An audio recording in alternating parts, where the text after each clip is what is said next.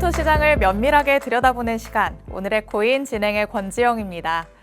호재도 악재도 없는 시장 분위기가 계속해서 이어지고 있습니다. 이 속에서 재미없다라고 느끼시는 분들도 꽤나 있으실 것 같은데요. 그런데 이럴 때 두 손 놓고 있다가 뭔가 떠들썩한 이슈가 나올 때 들여다보면 이미 한 발 늦는 거겠죠. 저희 방송과 함께 계속해서 시장을 조금 꾸준히 들여다보시면 좋을 것 같습니다. 그럼 저희는 우선 간밤에 마감됐던 뉴욕 증시 상황부터 살펴보도록 하겠습니다. 주요 3대 지수가 일제히 큰 폭으로 하락 마감했습니다. 다우지수 같은 경우에도 1.25% 하락하면서 4만 선 밑으로 내려온 모습이죠. 39,853포인트 선에서 거래 마쳤고요. 나스닥 지수 굉장히 큰 폭으로 떨어졌습니다. 3.64% 하락하면서요. 17,342포인트 선에서 어제장 마쳤습니다. 이 나스닥 지수 같은 경우에는 지난 2022년 10월 이후로 2년 9개월 만에 가장 큰 최대 낙폭을 보였다라고 전해졌습니다. 여기에 또 S&P 500 지수까지도 깊은 하락폭을 보였는데요. 2.31% 하락하면서 5,427선에서 거래 마쳤습니다. 이 S&P 500 지수도 나스닥 지수처럼 2022년 12월 이후에 2년 7개월 만에 최대의 낙폭을 기록했다라는 것도 확인할 수 있었습니다. 빅테크들의 실적에 대한 실망감이 대거 물량 출회로 나타나면서 지수의 하방 압력을 아주 강하게 가했습니다. 나스닥에서 상위 10개 종목도 모두 하락하는 모습을 보여줬는데요. 특히 매그니피센트 7 중에서 테슬라가 최대의 하락률을 보였습니다. 전날 장 마감 후에 실적을 발표했는데 굉장히 부진한 결과로 나타났죠. 이런 결과 때문에 주가가 12% 넘게 급락하는 모습이었습니다. 그런데 2분기 실적뿐만 아니라 이 테슬라의 실적은 4개 분기 연속으로 예상치를 밑도는 어닝 미스 흐름을 이어가고 있습니다. 그렇기 때문에 이 테슬라의 실적, 호평하는 목소리도 잇따르고 있는 상황입니다. 이렇게 매그니피센트 7 중에 첫 번째 주자의 실적이 좀 좋지 않게 나오면서 다른 종목들도 이에 동조한 모습이었습니다.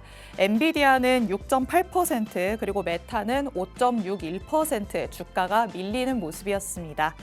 지금껏 고공행진을 이어왔던 기술주들에 대해서는 이 높은 밸류에이션이 부담이 될 수도 있다라는 지적도 나왔었는데요. 이런 의견들, 또 우려했던 현상이 실질적으로 나타났다라고 볼 수 있겠습니다. 이 속에서 국채금리, 장기물을 중심으로 상승하는 모습 드러냈습니다. 10년물 국채금리 1.11% 상승하면서 4.286%대 보여줬는데요. 단기적으로는 금리 인하에 대한 가능성이 높아지곤 있지만 동시에 트럼프 전 대통령이 재선할 경우에 인플레이션이 재발할 수도 있다라는 우려감이 조금 복합적으로 작용하고 있는 상황입니다. 이 때문에 10년물과 2년물의 역전폭은 불과 14bp 정도로 굉장히 눈에 띄게 좁혀졌다라는 것도 체크하시면 좋을 것 같습니다. 그리고 달러는 엔화 강세의 영향으로 소폭 약세를 보이고 있습니다. 0.05% 하락하면서 104.12 기록했고요. 골드는 반등을 조금 더 이어가는 모습 보여줬습니다. 0.34% 상승하면서 2,415달러 선에서 거래 마쳤다라는 거 체크하시면 좋을 것 같습니다. 이렇게 뉴욕 증시 분위기까지 살펴봤고요. 저희는 그럼 암호화폐 시장에는 어떤 이슈들이 있었는지 헤드라인 통해서 만나보도록 하겠습니다. 첫 번째 헤드라인입니다. 국내 거래소 간의 불붙는 이용료율 경쟁 가져와 봤습니다. 국내 가상자산 거래소들의 예치금 이용료율에 경쟁이 붙으면서 빗썸은 연 4%의 이용료율을 내세우기도 했습니다.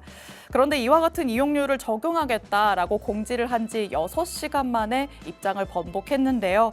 금융감독원으로부터 제재를 받아서 이 이자율 상향 조정 방침을 철회했다라고 밝혀졌습니다. 이와 관련된 자세한 내용 잠시 후 2부에서 확인해 보도록 하겠습니다. 자, 그럼 두 번째 내용도 살펴보시죠.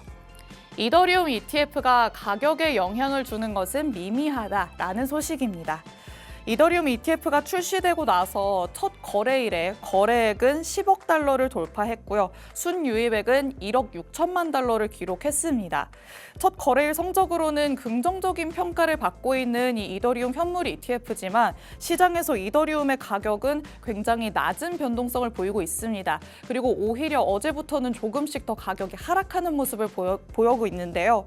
출시 첫날의 이 ETF 상황과 또 현재 시장의 반응에 대해서 이어 이어지는 2부에서 조금 더 자세하게 짚어보도록 하겠습니다. 자, 마지막 헤드라인 살펴보시죠. 비트코인 컨퍼런스, 비트코인 가격을 끌어올릴 수 있을까라는 헤드라인으로 가져와 봤습니다. 도널드 트럼프 전 미국 대통령이 참석하는 것으로 알려진 비트코인 컨퍼런스가 우리 시간으로 오늘 밤부터 열리기 시작합니다. 시장은 컨퍼런스가 종료되면서 진행될 트럼프 전 대통령의 연설에 주목하고 있는 상황인데요. 비트코인에 대한 긍정적인 발언이 나올 것으로 어느 정도 예상이 되고는 있지만 실제 연설이 있기 전까지 비트코인을 비롯한 여러 암호화폐 시세들은 조금 관망세를 드러내고 있는 상황입니다. 연설 이후에 암호화폐 시세에는 어떤 변화가 나타날지 이 부분에 조금 주목해 보시면 좋을 것 같습니다. 자, 이렇게 헤드라인 통해서 크립토 시장 이슈들도 짚어봤습니다. 다음으로는 글로벌 시가총액 순위도 함께 확인해 보시죠. 순위에는 크게 변동 없는 상황입니다. 비트코인 현재 계속해서 9위를 지키고 있고요. 실버와의 격차 그대로 유지되고 있는 상황입니다. 반면에 뉴욕 증시 분위기가 굉장히 침체되어 있다 보니까 상위단에 있는 종목들 그리고 10위에 안착해 있었던 메타가 큰 폭으로 조금 밀리는 모습을 보였습니다. 10위와 격차가 벌어지고 있기 때문에 조금 더 8위를 향해서 달려가면 좋겠다라는 생각이 드실 것 같은데요. 비트코인이 힘을 낼 수 있을지 계속해서 지켜봐 주시기 바랍니다.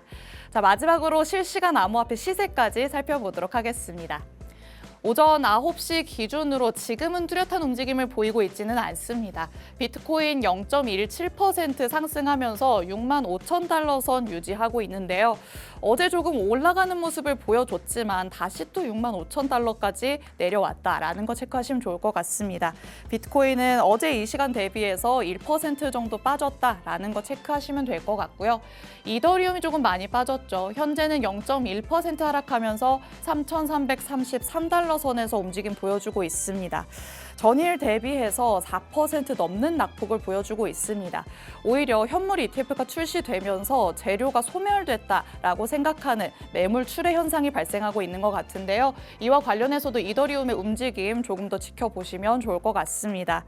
그리고 또 이외에도 솔라나는 2% 넘는 상승률을 보여줬고요. 리플 역시도 계속해서 좋은 흐름 이어가고 있습니다. 전일 대비해서는 3% 넘게 올랐다라는 것까지 체크해 보시기 바랍니다. 이렇게 마지막으로 시세까지 살펴봤고요. 저희는 오늘 크립토 헤드라인 내용들을 조금 더 자세하게 짚어보는 날입니다. 잠시 후 2부에서 돌아오도록 하겠습니다. 오늘의 코인 가자!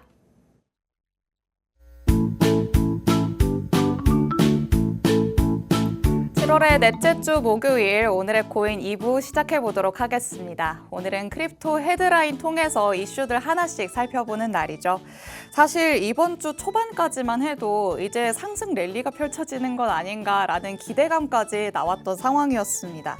주말 사이에 전 세계적으로 IT 대란이 일어나면서 이 탈중앙화에 대한 재조명과 관심으로 암호화폐 시세들이 오르는 모습을 보였었는데 조 바이든 대통령이 후보직에서 물러나면서 잠시 변동성을 보이기도 했었지만 크게 시장에 영향을 미치지는 못한 채로 다시 회복하는 모습도 보여줬습니다. 이렇게 나름 굳건한 모습을 보인 데다가 이 이더리움 현물 ETF 출시라는 이벤트까지 앞두고 있었으니까 이러다 정말 확 올라버리는 거 아닌가라고 김칫국도 마시게 됐던 상황이었는데요. 하지만 이번 주를 지나오면서 오히려 주 초반의 열기가 조금은 식은 듯한 모습을 보여주고 있습니다. 기운이 빠진다라고 느끼실 수도 있겠지만 시장에 또 속았다라고 생각하지 마시고요. 이렇게 주춤하는 시장을 조금 기회로 삼아보시면 어떨까라는 생각이 듭니다. 자, 그럼 지난 이틀 동안은 두 전문가님들의 견해를 들어봤으니까 오늘은 같이 함께 시장 이슈들을 정리해보는 시간 가져보도록 하겠습니다. 첫 번째 내용부터 같이 살펴보시죠. 가장 먼저 살펴볼 이슈는요. 빗썸의 연 4% 예치금 이용료율 제시 철회 내용입니다. 지난 화요일이죠. 23일 오후 6시에 가상자산거래소 빗썸이 예치금 이자를 종전의 2배에 해당되는 연 4%로 상향 조정한다라고 발표를 했었습니다. 이 거래소들 간의 예치금 이용률 인상 경쟁이 굉장히 치열해지면서 거의 닷새 만에 이자가 연 1%대에서 4%까지 높아진 상황이었습니다. 투자자들로부터는 당연히 환호할 수밖에 없는 상황이었는데요.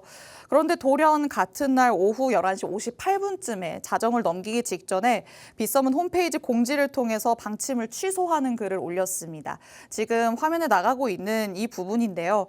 가상자산 이용자 보호법 준수를 위해서 추가적으로 검토할 사항이 생겼다라고 하면서 앞서 공지했던 예치금 이용료율 연 4% 상향 조정 방침을 취소해야 하겠다라고 전했습니다.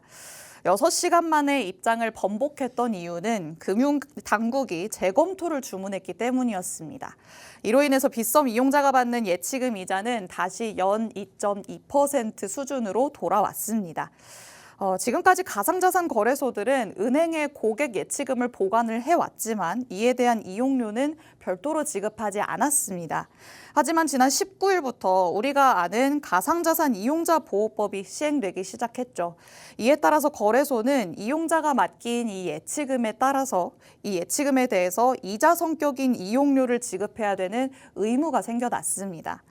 거래소가 은행에 투자 예치금을 맡기면 은행은 그 예치금을 운용해서 얻는 수익 중의 일부를 다시 거래소에 돌려주게 되고요.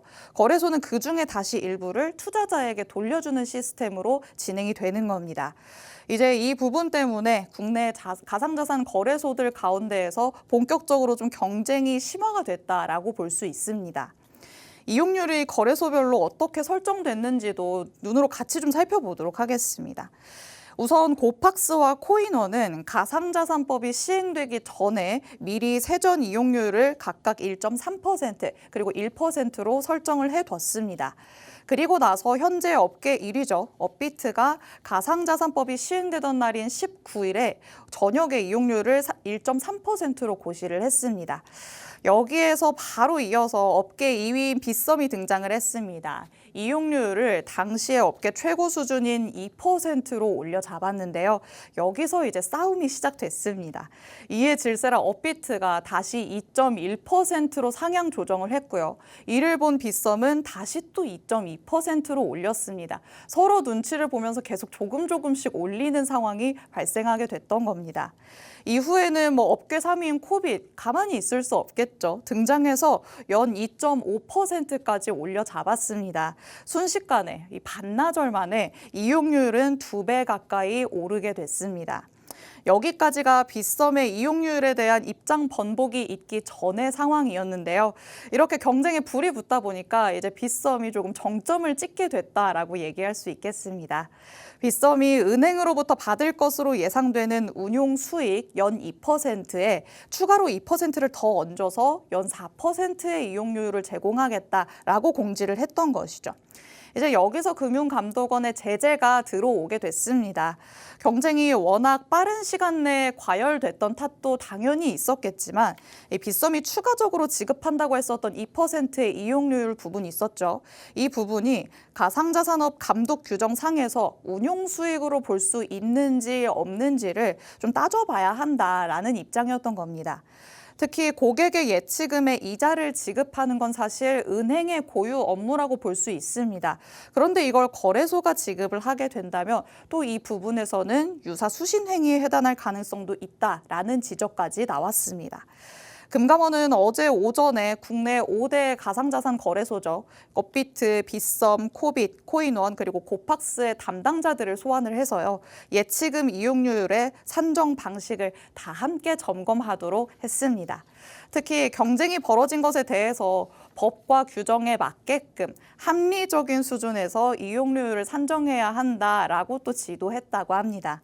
사실 연 4%라는 건 현재 국내 5대 시중은행의 1년 만기 정기예금 금리뿐만 아니라 주요 증권사의 CMA 수익률보다도 높은 수준입니다. 빗썸은 이를 두고 이용자에게 많은 혜택을 돌려줄 수 있는 방법을 강구했다라고 설명을 하기도 했었지만 아무래도 조금 도가 지나쳤다라는 평가가 나왔었던 것 같습니다. 그런데 현행 규정상 이 예치금 이용료 상정 기준에 대해서 지침이 따로 없는 상황입니다. 예치금 이용률의 변경과 같은 사항은 이 금융당국으로의 보고 사항은 아니라고 합니다. 그렇기 때문에 내부 심사위원회의 심사로만 결정이 된다라고 볼 수 있는데요. 당국은 사후 점검만 가능한 셈이기 때문에 앞으로도 이와 같은 일이 다시는 일어나지 말란 법은 없어 보이기는 합니다. 어느 정도 거래소의 자율성에 맡기는 부분이기 때문에 경쟁이 너무 과열되지 않는 수준에서 또 빗썸이 주장했던 것처럼 조금은 이용자에게 보다 더 혜택을 줄 수 있는 방법을 찾아가면 좋겠다라는 생각이 듭니다. 네, 이렇게 첫 번째 이슈였던 가상자산 거래소들의 이용률 경쟁 짚어봤습니다. 건전한 또 적당한 경쟁은 사실 투자자들에게 굉장히 이점으로 돌아오기도 합니다. 그렇죠?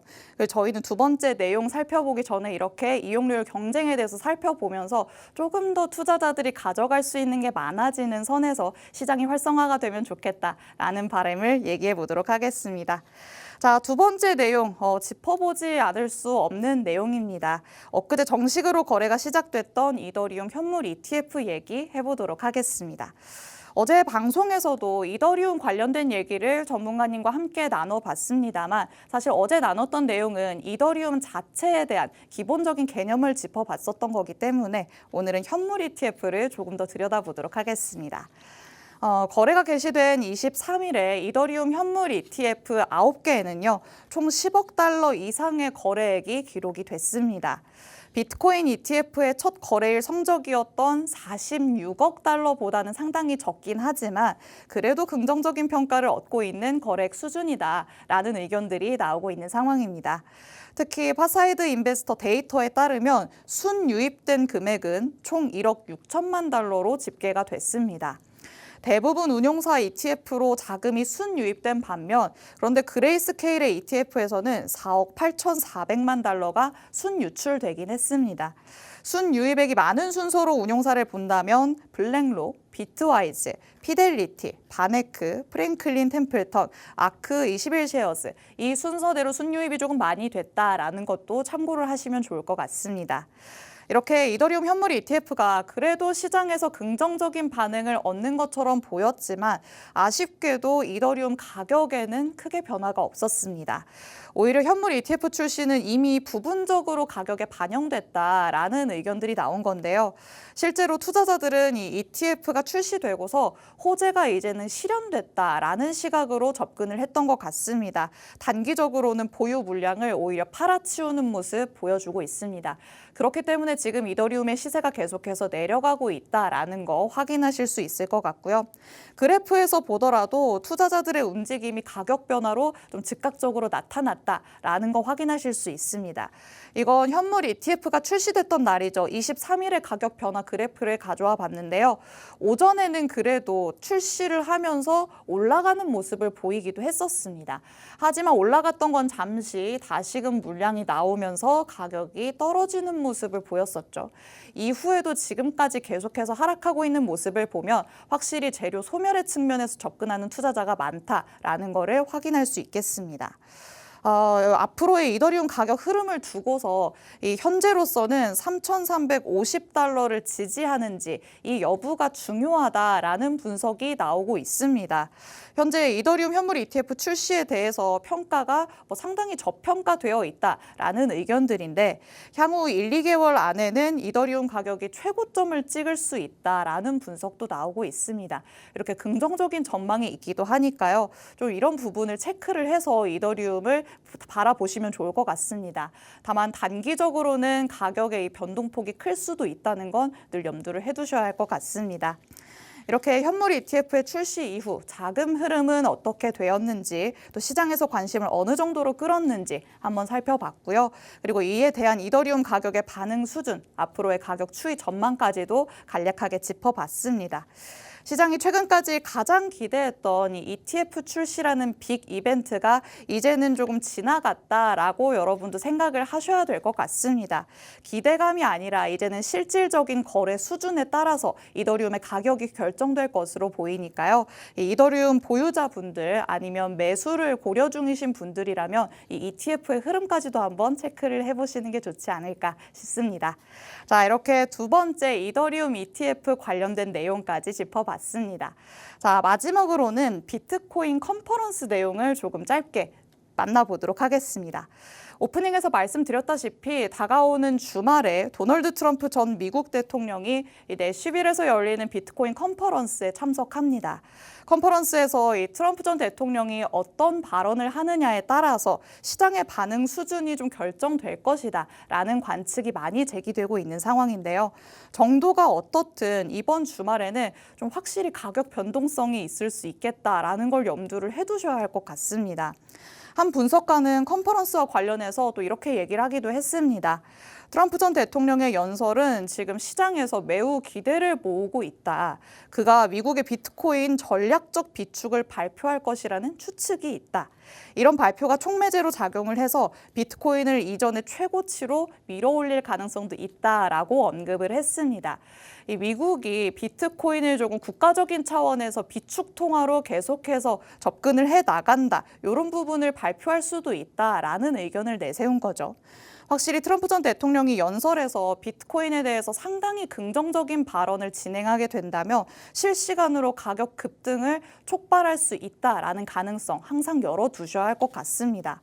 현재는 비트코인을 비롯해서 암호화폐 시장 전반이 조금은 낮은 변동성을 보이고 있습니다. 시장을 계속해서 들여다보실 때마다 시세가 별로 달라지지 않았네라고 느끼시는 분들 많으실 것 같고요. 오프닝에서 말씀드렸다시피 조금 올랐나 싶어도 다시 들여다보면 다시 제자리로 내려가는 경우도 발생하고 있습니다. 그런데 비트코인 컨퍼런스에서 이 트럼프 전 대통령의 연설이 있기까지는 이런 낮은 변동성이 계속 유지될 것이다. 관망세가 짙은 모습을 이어갈 것이다. 라는 의견들이 많이 나오고 있는 상황입니다. 그렇기 때문에 주말까지는 움직이지 않는다고 했으니까 마음 놓고 있어야지 라고 생각하시는 것도 한 방법이 될 것 같은데요.